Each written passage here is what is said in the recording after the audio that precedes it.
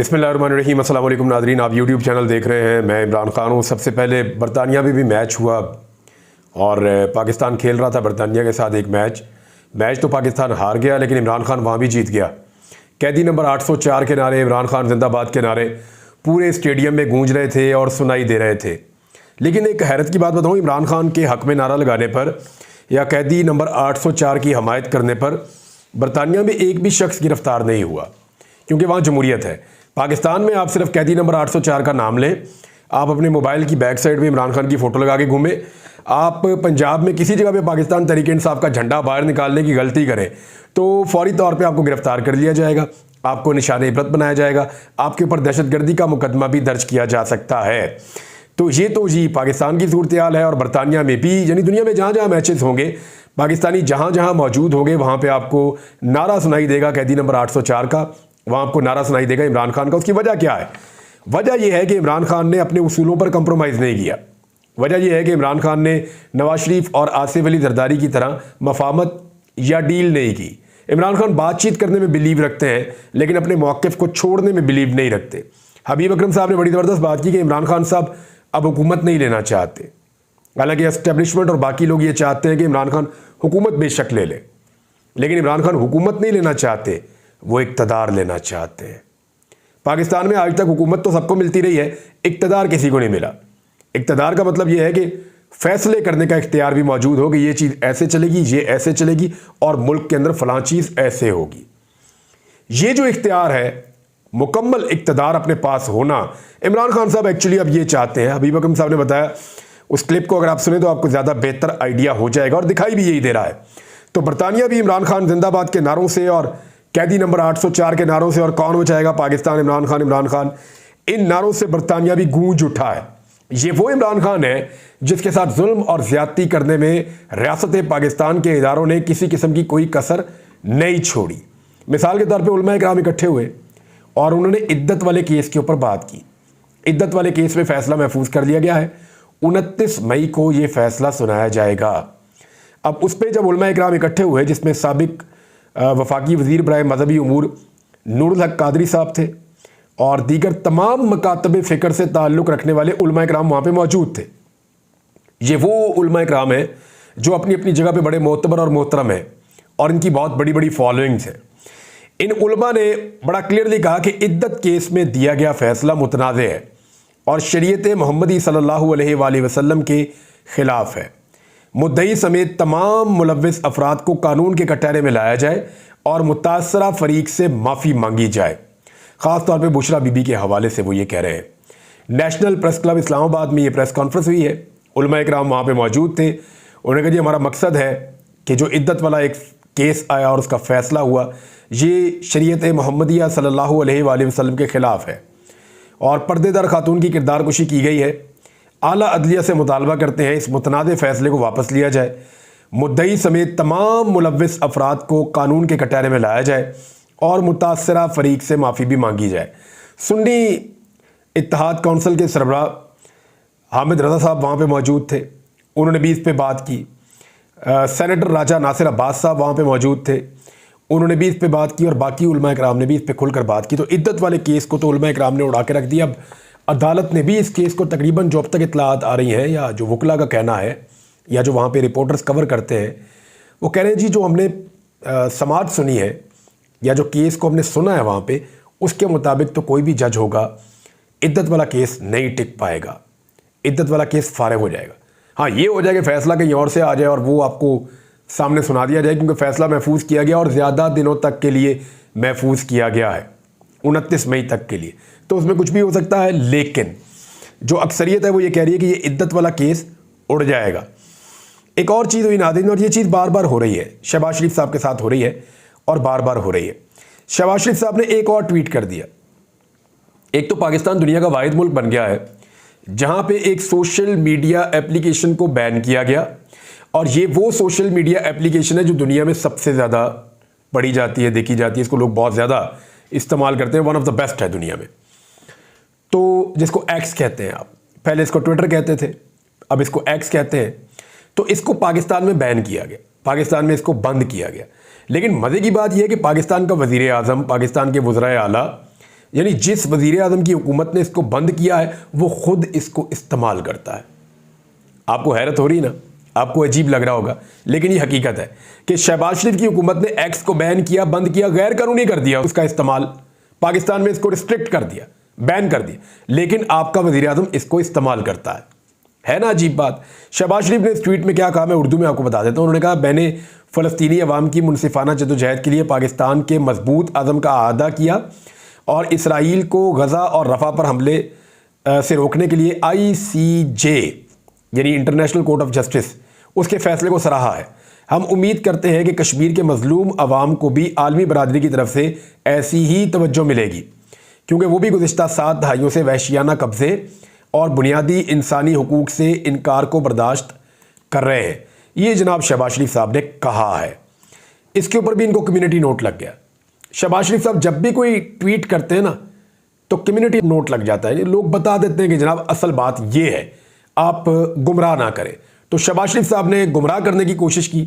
एक तो उस ट्विटर के ऊपर उन्होंने ट्वीट किया जिसको उन्होंने पाकिस्तान में बैन किया, दूसरा उन्होंने हकायक जो नहीं बताए वो कम्युनिटी नोट में आ गए हैं। वो ये कह रहे हैं कि पाकिस्तान की गवर्नमेंट ने तमाम फ़लस्तीन के हक़ में होने वाले मुजाहरे उनको बैन कर रखा है। ये कम्युनिटी नोट में आ गया। और साथ ही वो ये बता रहे हैं, जो तस्हीह की गई है एक्स की जानिब से शहबाज शरीफ साहब की, उसमें ये बता रहे हैं कि जनाब आप गलत बात कर रहे हैं। आपकी हुकूमत ने तो फ़लस्तीन के हक़ में तमाम मुजाहरे बैन कर रखे हैं और लोगों के ऊपर हमला किया जाता है। जो लोग गज़ा को सपोर्ट करने के लिए, फ़लस्तीनियों को सपोर्ट करने के लिए आवाज़ उठाते हैं, आप उनके ऊपर हमला करते हैं। और ट्विटर को भी आपके मुल्क के अंदर बंद कर दिया गया है। 25 करोड़ पाकिस्तानी हैं, वो सोशल मीडिया पे ट्विटर को अब इस्तेमाल नहीं कर सकते। आपने टीवी चैनल्स के कंटेंट को भी कंट्रोल कर रखा है, हत्ता के जो फ़लस्तीनी झंडा है उसको भी नहीं दिखाया जा सकता। ये जनाब कम्युनिटी नोट में शहबाज शरीफ साहब को शीशा दिखाया गया। जो भी ट्वीट करते हैं ना शहबाज शरीफ साहब, 2 किस्म की इन पर तनकीद होती है। पहली ये होती है, कितनी बुरी बात है मियाँ साहब, आपने इसको बैन किया हुआ फिर आप इसी के ऊपर ट्वीट कर रहे हैं, शर्म आनी चाहिए। पहली बात लोग ये कहते हैं। दूसरी बात लोग ये कहते हैं कि वज़ीर आज़म साहब ये बात आपने गलत की है, ये हकायक है, ये हमने सामने रख दिए हैं। तो ट्वीट करना भी शहबाज शरीफ के लिए 2 भर हो गया है।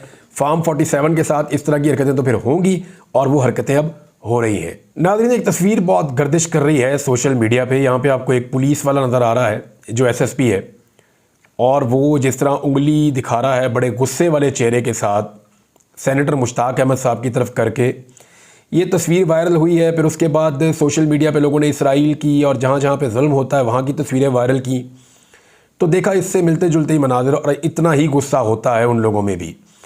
यानी ऐसा लग रहा है, तस्वीर को अगर खाली आप देखें तो ऐसा लग रहा है कि जैसे SSP साहब कच्चा खा जाएंगे फ़लस्तीन के हक़ में मुजाहरा करने वालों को, या फ़लस्तीन का परचम उठाने वालों को, या इसराइल के ख़िलाफ़ मुजाहरा करने वालों को, या इसराइल के जुल्म और बर्बरियत पर बात करने वालों को SSP साहब नहीं छोड़ेंगे। जैसे वो अपने मसल्स, अपनी पावर शो कर रहे हैं, बुलेट प्रूफ जैकेट पहन के उंगली उठा के मुश्ताक अहमद साहब को धमका रहे हैं।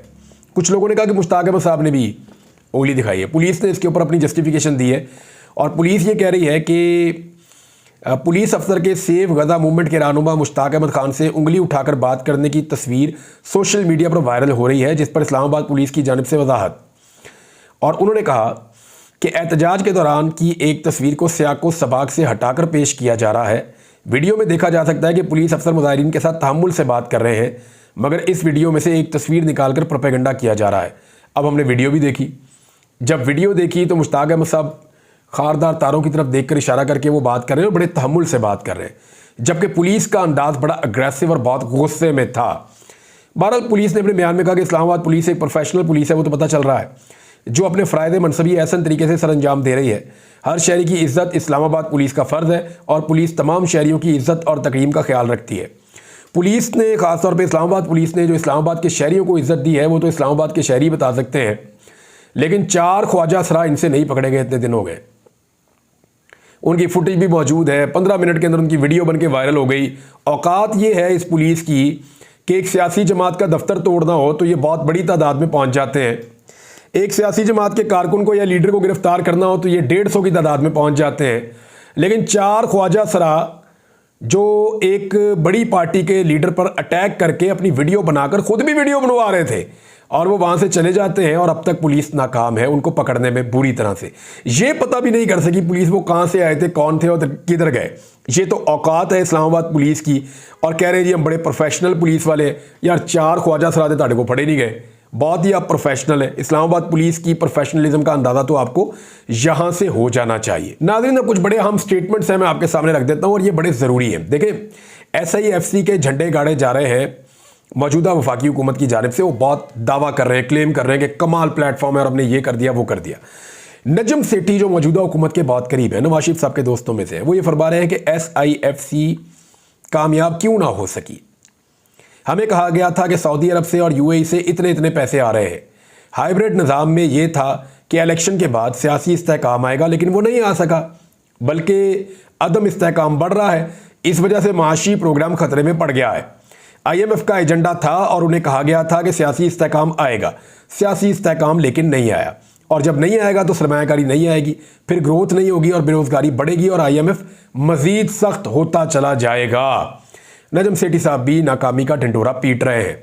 हमाद अदर साहब ने एक पेशन गोई की है। उन्होंने कहा जी मैंने अगस्त में ये कहा था, और मैंने ये कहा था कि हर हाल में इलेक्शन करवाने पड़ेंगे और तहरीक इंसाफ के टिकट के लिए कतारें लगेंगी और तहरीक इंसाफ को अनगिनत वोट पड़ेंगे।